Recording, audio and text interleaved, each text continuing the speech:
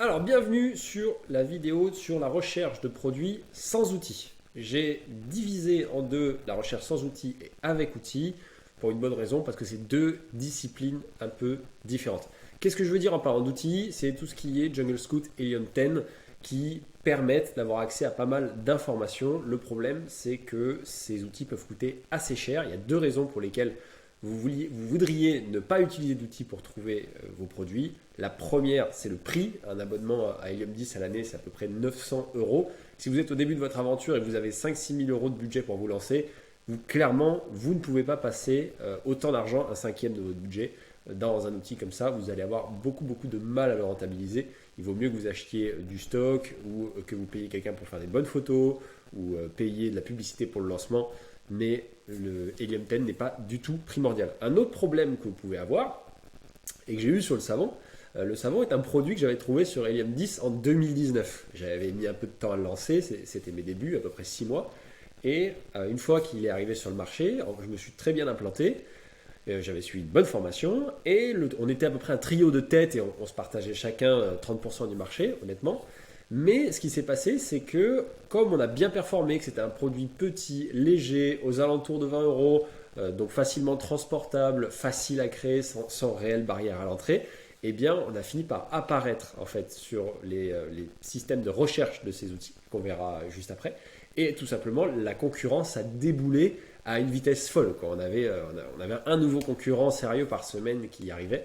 Et en fait, ce défaut, c'est que si vous ne trouvez pas des niches sous les radars, si vous utilisez les mêmes techniques que tout le monde et que ce qui est recommandé sur YouTube, eh bien vous allez vendre la même chose que les autres vendeurs et vous allez vous tirer dessus, alors qu'en fait, il y a de la place pour tout le monde. Donc ça peut être deux raisons pour lesquelles vous voudriez ne pas utiliser d'outils pour chercher un produit à vendre. Un autre truc important, c'est que votre premier produit a son importance. Pourquoi? Parce que si vous êtes dans l'esprit de création de marque, voire vidéo précédente, eh bien une fois que vous allez sortir un premier produit, vous allez vouloir sortir un produit dans la même niche, dans la même catégorie. C'est difficile de vendre des chaises et des radiateurs, sauf si vous êtes un grand groupe. En général, vous allez vous spécialiser dans un domaine. C'est pour ça que la recherche de votre premier produit à vendre est important et je vais vous montrer 6 techniques pour vendre des produits sans outils. La première technique, c'est les best-sellers d'Amazon. Vous vous rendez sur Amazon, vous allez juste ici et vous allez dans la catégorie des meilleures ventes. Et en fait, Amazon va directement vous donner quels sont les produits les plus vendus. Alors je vous arrête de suite, il est hors de question d'aller vendre des cartouches d'imprimante, tout simplement parce qu'il y a une trop forte concurrence, une trop forte demande. On va chercher à descendre dans les catégories et d'aller se spécifier. Il y a 4 catégories que je peux vous recommander en tant que débutant ou celles où je trouve qu'il y a le plus de place à titre personnel. La cuisine et maison, le sport et loisirs, bébé et puriculture et l'animalerie. Ça reste mes 4 catégories si je devais me lancer avec pas trop de budget dans une catégorie. C'est celle où j'irai. Donc on va en prendre une, on va prendre sport et loisirs par exemple. Alors une fois qu'on arrive sur sport et loisirs, on est encore beaucoup trop haut. On est encore dans des domaines trop compétitifs. La vente de gourdes en aluminium, ça fait des années que c'est là. Trop d'avis, trop de demandes, quoi que ce soit. Continuez à chercher ici une autre niche dans laquelle vous pourriez vous lancer. Par exemple, on va prendre le billard. On descend dans le billard. Là, on commence vraiment à descendre. On va voir si on a descendu. Et déjà, on commence à avoir plusieurs idées différentes. Alors, ce que j'aime bien dans cette niche, donc il y a des produits voilà, à 6,72 €, on l'a dit. C'est pas assez cher, ça sera trop difficile de faire de la marge, mais je vois des produits autour de 80 €, 76 €. Si vous avez assez de budget pour acheter du stock, par exemple, ça peut être intéressant. Alors là, qu'est-ce qu'on peut faire? On peut se rendre sur le produit en question. En l'occurrence, celui-ci a l'air bon, mais j'aime bien aller un peu plus bas dans la niche.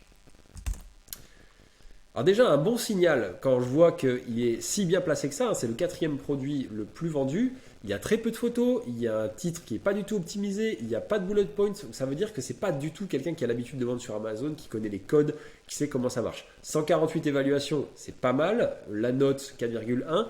Franchement, c'est un bon signal. Autant aller voir un peu plus loin, on va aller chercher en fait la niche des queues de billard et voir comment ça se présente. En l'occurrence, je tape queue de billard. Alors, deuxième étape, savoir comment est la concurrence. Quand on arrive sur la niche des queues de billard sur Amazon, je vois qu'il y a quand même 50 000 résultats. Ça fait beaucoup, mais j'aimerais bien voir combien il y en a qui utilisent le réseau FBA qui sont en Prime. Pour le voir, il suffit que je clique sur livraison gratuite. Et là, j'ai plus que 1000 résultats. En dessous de 1000, je considère que la concurrence est faible. 2000, 3000, qu'elle est moyenne, et à plus de 3000 en Prime, je considère quand même qu'il commence à y avoir un peu de monde, que là, on n'est plus du tout dans la recherche, dans de la niche. Alors, je ne regarde pas les premiers résultats avec marqué sponsorisé parce que les marques payent pour être placées à cet endroit. Et moi, je cherche plutôt les premiers résultats de recherche, donc qui sont ici. Qu'est-ce que je vois ? Je vois qu'au niveau des tarifs, à peu près tout est au-dessus de 25 euros. Tous les premiers qui sortent sont au-dessus de 25 euros, c'est un bon point.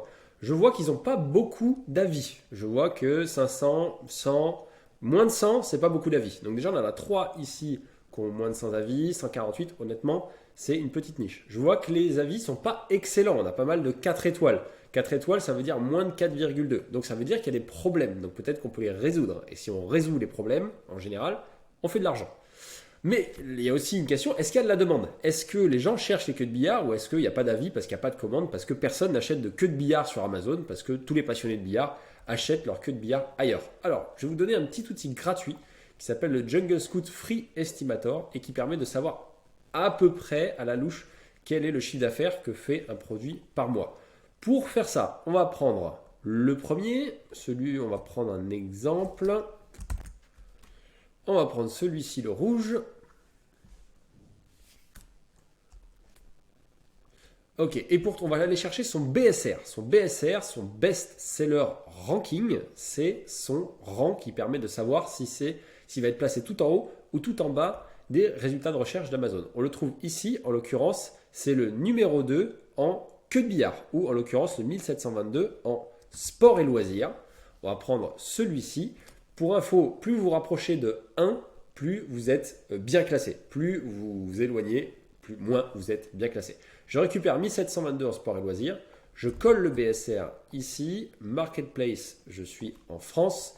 Et la catégorie, je suis en sport et loisirs. Alors là, du coup, j'appuie sur Estimate Sale et je vais avoir un nombre d'estimations des ventes sur le mois. Le logiciel me dit que j'ai à peu près 150 ventes par mois environ. Je retourne donc sur la fiche produit, je multiplie 150 fois le prix, fois 79,99 et j'ai un produit qui devrait faire à peu près 12 000 euros de chiffre d'affaires par mois. Ce sont des estimations, ça sert juste à savoir si il est bien classé ou pas. Si jamais j'aurais vu qu'il y avait 300 euros par mois, ça ne m'aurait même pas intéressé. Là, ça commence à être une niche assez sympa. Et on va faire ça sur plusieurs produits, hein, attention, pas uniquement sur un. Si un seul produit totalise 80% des ventes, c'est très mauvais, c'est une situation de monopole. Ça veut dire qu'un produit prend toute la confiance parce qu'il n'est pas cher pour une raison X ou Y, ou peut-être parce que c'est une marque qui a une grosse autorité. Surtout quand vous êtes dans des niches de passionnés, parfois vous avez une grande marque qui totalise tout. Donc, ce qui serait idéal, c'est de continuer et d'aller prendre toutes les autres queues de billard dans ce style-là et refaire la même opération. Et si j'en vois 2, 3, 4 qui font un certain chiffre d'affaires, qui font plus de 5 000, plus de 8 000 euros de chiffre d'affaires, là, ça veut dire qu'il y a vraiment un marché. Et en plus, s'il n'y a pas beaucoup d'avis et des mauvais avis, qu'il est mal desservi. Donc ça pourrait être un très très bon signal pour commencer à vendre. Si on va dans cette catégorie, on s'aperçoit qu'il y a le monde du billard, c'est vraiment une niche à part entière. On ne sera pas obligé de vendre que des queues de billard. En l'occurrence, là, il y a des supports muraux pour bâtons de billard. Alors, c'est un produit qui peut être démontable, qui est un peu lourd, ça peut faire peur, pareil qui est cher, mais plus il y a de difficultés à l'entrée, plus ça va être dur de le lancer, et plus vous avez peut-être moins de concurrence, et vous allez pouvoir se vendre ce produit plus longtemps en étant tranquille. Et je vous assure qu'une fois que vous avez bien bossé, ça a de la valeur. Alors, on va prendre support pour queue de billard, et on va voir à peu près à quoi ressemble la niche. Alors, 10 000 résultats quand même en non-prime. Je clique sur livraison gratuite. Et alors, je tombe sur 270 résultats, donc c'est vraiment pas beaucoup là, c'est vraiment très très très niché. Et quand je regarde, alors je vois quelque chose de très intéressant, donc c'est une toute petite niche, hein, il y a très très peu d'avis. Mais on voit que c'était une niche où la plupart des produits étaient autour de 13 euros, 20 euros, 17 euros. Donc franchement, pas très intéressante, avec des produits très basiques, mais qui avaient l'air de faire le travail, hein, les notes étaient bonnes.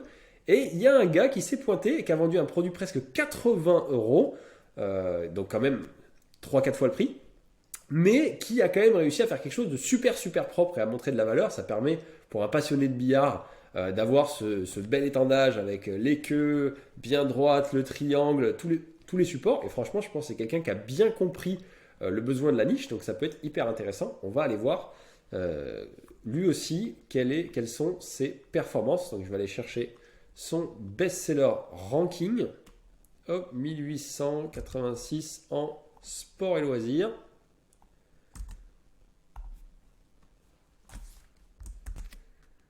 Après avoir collé le BSR, il m'estime à peu près à 120 ventes par mois. Je récupère donc hop, le prix.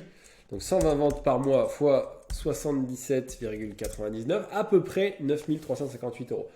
Est-ce qu'il faut vendre exactement le même produit? Non, il a eu une bonne idée. Est-ce qu'il faut le copier? Mais est-ce qu'on ne peut pas aller chercher d'autres techniques pour sortir sur d'autres produits pour sortir sur support de queue de billard, mais peut-être pas mural, mais peut-être au plafond, mais peut-être pas de cette couleur ou avec ce bois-là, mais peut-être en métal pour le changer. On verra plus tard des idées pour se différencier. Maintenant, est-ce qu'il y a moyen de lancer des produits autour de la niche du billard dans ce type-là? Est-ce qu'on peut lancer nos propres queues de billard? Est-ce qu'on peut lancer nos propres supports muraux? Pourquoi pas? La niche du billard sur Amazon a l'air d'être intéressante, pas trop saturée. C'est cette réflexion qu'on peut avoir. On peut retourner dans les catégories, aller voir en cuisine, aller voir dans des niches qui nous intéressent et dans lesquelles on pense qu'on aura le plus de plaisir à trouver des différenciations. Mais voilà comment je procède en utilisant les meilleures ventes d'Amazon. Ça permet de partir de la demande. La technique numéro 2 que vous pouvez utiliser, c'est tout simplement cette barre qui est de l'or en barre, on peut le dire. Parce qu'Amazon vous donne en fait de quoi il y a besoin. Si je tape par exemple queue de billard et que je fais un espace, Amazon me met en fait qu'est-ce qui est le plus tapé par les personnes. Tout simplement, les résultats qui sont en haut sont les plus recherchés, ceux qui sont en bas sont les moins recherchés. Et ça me permet d'avoir des idées de produits. Si je veux me lancer dans la queue de billard, très bien, je vais chercher. Donc, le premier qui sort, c'est queue de billard pour enfants, intéressant. Ou queue de billard 145 cm. On va aller voir enfant, par exemple, et on va voir surtout si l'offre répond à la demande. En fait, c'est ça que je cherche. Alors, je descends. En l'occurrence, je regarde les premiers. Donc, on a queue de billard, idéal pour les espaces réduits et les enfants. Petite queue de billard standard. Je regarde, est-ce que dans le titre, il y a la mention enfant pour être sûr que la personne se comprenne.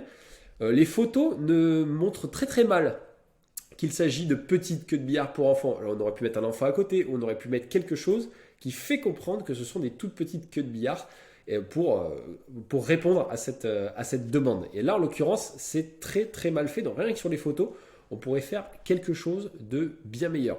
Je regarde aussi les notes.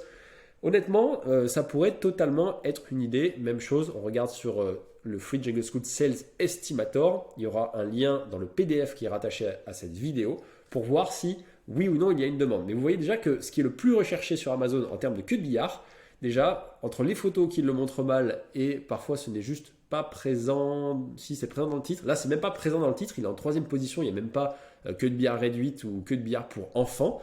On peut continuer à chercher, on va enlever. Alors ce qui est intéressant, c'est que pour enfants, et si je refais un espace, j'ai encore des suggestions. Vous voyez le niveau de précision, des gens qui cherchent des queues de billard pour enfants de 68 cm, c'est hyper précis. En bout pour queue de billard pour enfants, queue de billard de 120 cm, 100 cm, 90 cm. Donc si admettons un jour vous vendez une queue de billard de 100 cm et qu'elle fonctionne, eh bien vous pouvez rappeler votre fournisseur et dire maintenant j'en veux de 120 et 90 cm et vous ferez des variations. Et ensuite vous avez 3 produits qui fonctionnent. Alors si je fais queue de billard américain, alors je joue un tout petit peu au billard, je sais qu'il y a des Anglais, des Américains, et que ce n'est pas la même taille de billard, donc peut-être qu'il n'y a pas le même matériel. Ça va demander de creuser un peu et de s'intéresser à la niche, mais c'est hyper intéressant. Des queues de billard de 145 cm. Est-ce qu'il y a bien des queues de billard de 145 cm? Donc ça, par exemple, vous pouvez faire ça avec n'importe quelle niche. Allez utiliser les suggestions d'Amazon et c'est Amazon qui vous dit voilà ce qui est le plus recherché. Donc c'est un très bon indicateur pour vous qui concerne la demande. Est-ce que pour savoir s'il y a de la demande et ensuite vous devez vérifier si l'offre est en face. Si vous voyez que les listings sont super, qu'il y a des photos de dingue, que les titres sont très longs avec énormément de mots-clés à l'intérieur, qu'il y a énormément d'avis, que les notes sont bonnes, ne vous mettez pas dedans. Mais si vous voyez que c'est un peu plus bancal, comme ce qu'on peut voir ici, avec très peu d'avis et des notes pas terribles, là, il y a quelque chose à faire. Par curiosité, on va aller voir, est-ce qu'il y a des photos? Bon, les photos montrent juste le produit sous tous les angles. Alors c'est bien une queue de billard de 145 cm, il l'a très bien mis en avant, bien joué. Mais par exemple, on voit aucune personne en train de jouer au billard. Je ne détaille pas plus ici, il y aura des vidéos sur la création de fiches produits. Vous saurez après ce que c'est qu'une bonne et une mauvaise fiche produit, vous saurez les reconnaître. Maintenant, on va utiliser la troisième technique qui là est réservée aux personnes qui ont une marque déposée. Alors, bienvenue sur l'un de mes sellers centrales et je vais vous montrer comment utiliser l'explorateur d'opportunités de produits. Vous vous rendez dans Croissance, menu Croissance, explorateur d'opportunités de produits. Et c'est un outil qu'Amazon a mis à votre disposition pour avoir accès à de la data. Et c'est de la data qui vient directement d'Amazon. Ce qu'il faut vous rappeler, c'est que tout ce qui est Jungle Scout et Helium 10, ce sont des estimations qu'ils obtiennent en croisant des données. Là, vous avez de la pure data qui provient directement d'Amazon pour savoir s'il y a de la demande ou pas dans votre niche. Alors, la première chose que vous faites, il y a deux manières de l'utiliser, c'est de vous mettre sur le pays sur lequel vous souhaitez faire vos recherches. En l'occurrence, je vais laisser France. On va rester dans nos queues de billard et je vais demander à Amazon à quoi ressemble la niche des queues de billard. Je tape queue de billard, il me reconnaît qu'il y a effectivement une niche qu'il identifie en tant que queue de billard avec tous les produits dedans et il m'estime la taille de la niche. Donc, il m'estime que sur la dernière année, des termes de recherche autour de queue de billard, il y en a à peu près, ça a été tapé à peu près 32 000 fois. C'est moyen, mais c'est-à-dire que ce n'est pas non plus un chiffre énorme, mais s'il y a une très faible concurrence, ça sera toujours plus facile pour vous de devenir le roi d'un petit gâteau, je vous assure. C'est moins ambitieux, mais ça sera beaucoup plus facile, confortable mentalement, surtout si vous débutez, avant de vouloir aller chercher des endroits où c'est un peu plus la guerre. Donc honnêtement, je trouve que c'est très honnête et si je me lançais, ça serait un très bon indicateur. Vous pouvez aussi voir si la niche est en croissance ou pas. Donc, vous avez plus 7% de recherche par rapport à l'année précédente. Très intéressant. Et sur les 90 derniers jours, plus 42%. Pas mal. Ça veut dire que c'est une niche qui progresse. Vous voyez à peu près qu'il y a 44 produits qui se distribuent des clics. C'est intéressant. Si vous voyez un ou deux, ça veut dire qu'il y a des produits qui trustent toute la niche. C'est pas intéressant. Si vous en voyez plus de 8, même plus de 5, c'est bon, ça veut dire que vous pourrez vous positionner, il n'y a pas une situation de monopole. Mais ça va plus loin. Si vous cliquez sur queue de billard, toujours vous ne savez pas trop quoi vendre en queue de billard, vous voulez avoir un peu plus d'informations, vous avez un peu plus de détails sur chaque produit, vous avez carrément la part de marché que chaque produit a, le nombre de clics qu'ils arrivent à capter. Donc si le tout premier à 12%, encore une fois, ça vous confirme qu'il n'y a pas de monopole, c'est pas mal. Depuis l'ancienneté des vendeurs, ce qui peut être hyper intéressant, le nombre d'avis qu'ils ont et la note qu'ils ont. En l'occurrence, on voit que quand même dans queue de billard, sur les premiers produits qu'on voit, ils sont quand même assez bien notés, 4,1, 4,2, 4,5 et ont quand même quelques centaines d'avis. À partir de là, ça commence à descendre. Autre chose d'hyper intéressant, il nous montre les termes de recherche de la niche. Et ce qu'il identifie en tant que billard, on retrouve queue de billard 145 cm. Et ici à droite, il vous met quels sont les meilleurs vendeurs par rapport aux meilleurs termes de recherche et le nombre de fois où le terme de recherche est tapé. Encore une fois, vous pouvez vérifier quelle est la demande. On a notre réponse par rapport à tout à l'heure. La queue de billard de 145 cm est tapée à peu près 2000 fois par an. Mais en général, il y aura certainement plus de trafic qui va arriver sur ces produits parce que queue de billard, c'est tellement large qu'ils vont récupérer une partie de ce trafic-là. Mais on peut voir, par exemple, moins 14%. On voit que la queue de billard de moins 120 cm, elle ralentit en termes de demande et elle est moins cherchée. Donc en premier produit, par exemple, on partirait peut-être plus sur du 145 cm. Autre chose, super intéressant, c'est cette donnée-là.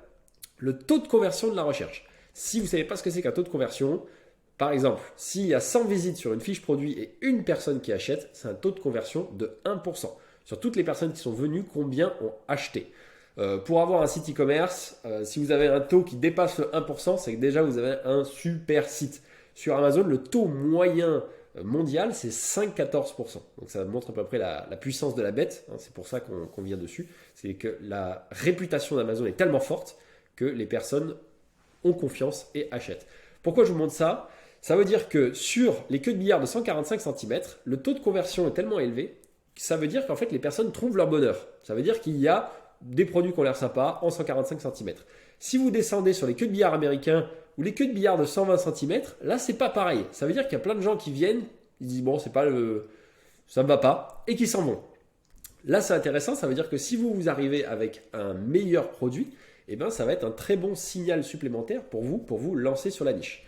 Voilà, ça une fois de plus, c'est pour creuser une niche. Une fois que vous en avez trouvé une, vous pouvez aussi utiliser cet outil, les catégories. Donc, on dit qu'on reste dans, hop, je me décale, dans le sport et loisirs. Et vous avez la même chose que tout à l'heure, vous pouvez trouver des niches et descendre dedans. Donc pas vêtements de sport, pas lunettes de sport, fitness et musculation, très bien.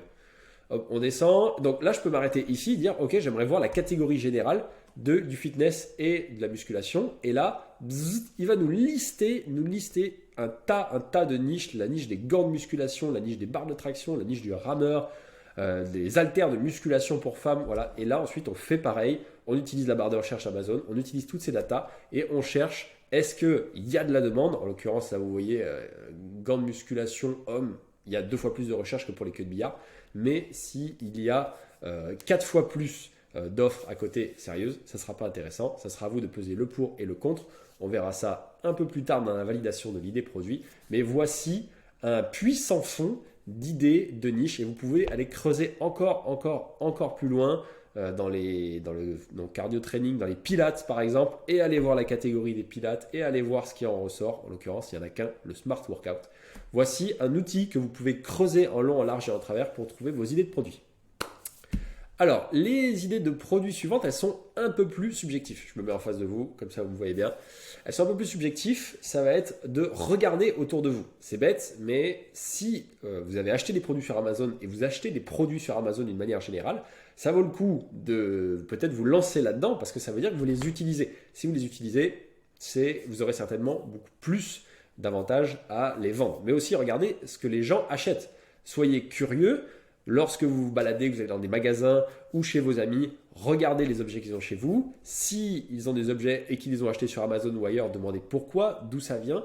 Et vous pouvez trouver des idées produits de cette manière. Et franchement, c'est des super idées parce que personne ne viendra vous les piquer à part s'il a acheté le dernier produit à la mode. Ça, c'était la technique numéro 4.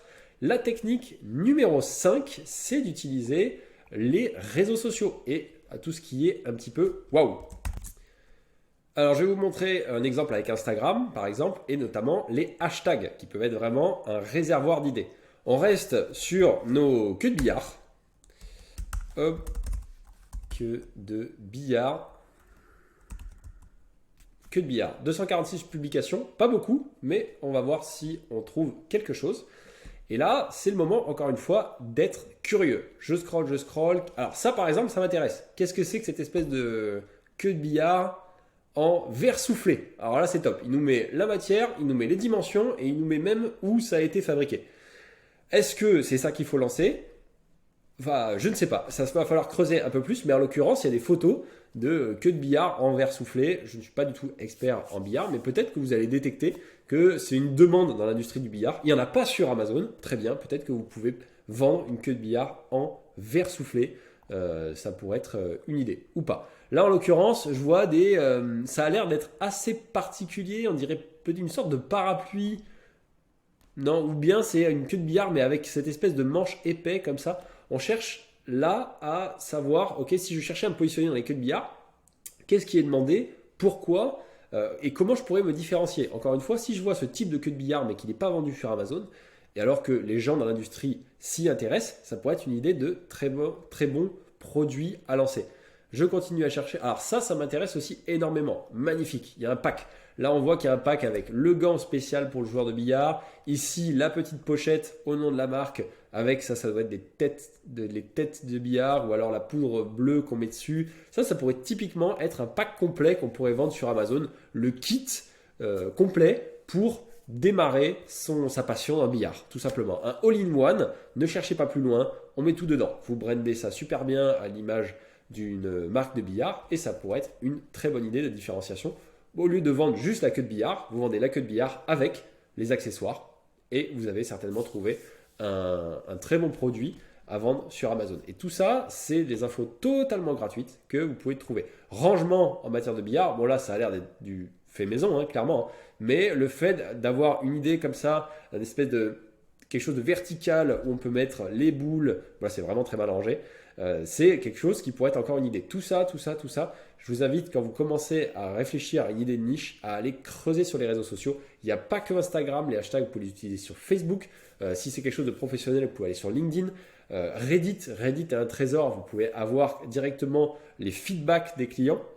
Allez voir dans les commentaires, allez sur YouTube, regardez des vidéos sur le billard, allez voir les commentaires des vidéos YouTube qui sont sur le billard. À titre d'information, quand je commence vraiment à me dire que je vais me lancer dans une niche, je peux passer 2 semaines non-stop, full-time, de recherche pour comprendre la niche, surtout quand c'est une niche que je ne connais pas du tout, pour vraiment me mettre à la place des gens. Si c'est du billard, je vais aller dans des salles de billard, je vais jouer, je vais discuter avec les gens, je vais leur poser des questions pour savoir pourquoi ils ont acheté ce matos, pourquoi cette marque, pourquoi si.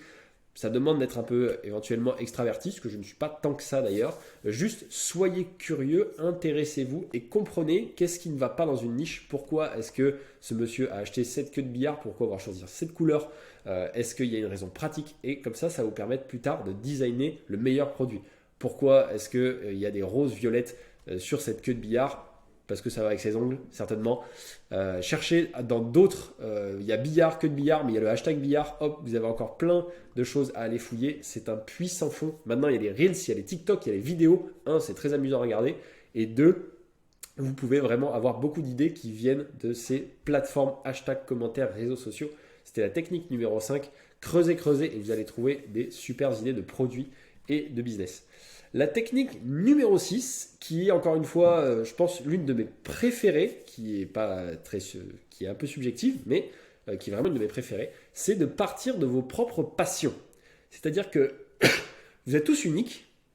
Peut-être que vous allez me dire, oui, j'ai pas de passion, mais peut-être que vous avez des centres d'intérêt particuliers. Qu'est-ce que vous faites de votre temps libre?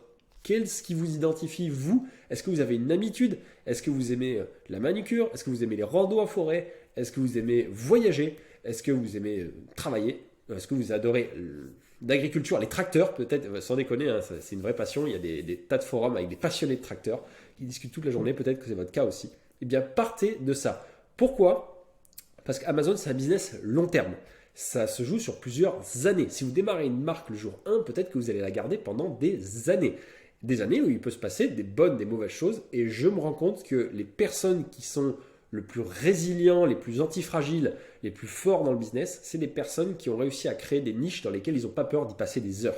C'est-à-dire que si vous... En l'occurrence, j'ai commencé avec la cosmétique, c'était des produits pour l'acné. J'ai passé des jours et des jours et des jours sur des forums pour l'acné, pour comprendre. Je n'étais pas spécialement passionné de ça. C'est pour ça que j'ai fini par changer, parce que je ne me voyais pas tenir 10 ans dans ce business. Si vous partez sur quelque chose, ne serait-ce que parce que vous utilisez le produit, vous aurez beaucoup plus de facilité à créer du contenu sur les réseaux sociaux, à mettre en avant votre site. Lorsqu'on vous demandera alors, tu fais quoi dans la vie, tu travailles sur quoi? Eh bien, j'ai fondé telle marque de pièces de rechange de tracteur, parce que j'adore ça. Vous ferez des potes dans ce domaine avec qui vous pourrez échanger. Vous accepterez beaucoup mieux les feedbacks, vous serez beaucoup plus ouvert, vous allez créer des meilleurs produits et naturellement, vous allez être meilleur. Et si quelqu'un essaie de vous voler votre place et essaie de vous niquer, eh bien, ils auront beaucoup plus de mal parce que d'abord, ils devront égaler le niveau de passion que vous allez créer. C'est pour ça que les Chinois sont très mauvais en marketing. Allez à Paris Store ou dans un magasin asiatique, vous allez voir que le marketing n'est pas du tout la même chose. Et vous, c'est votre force.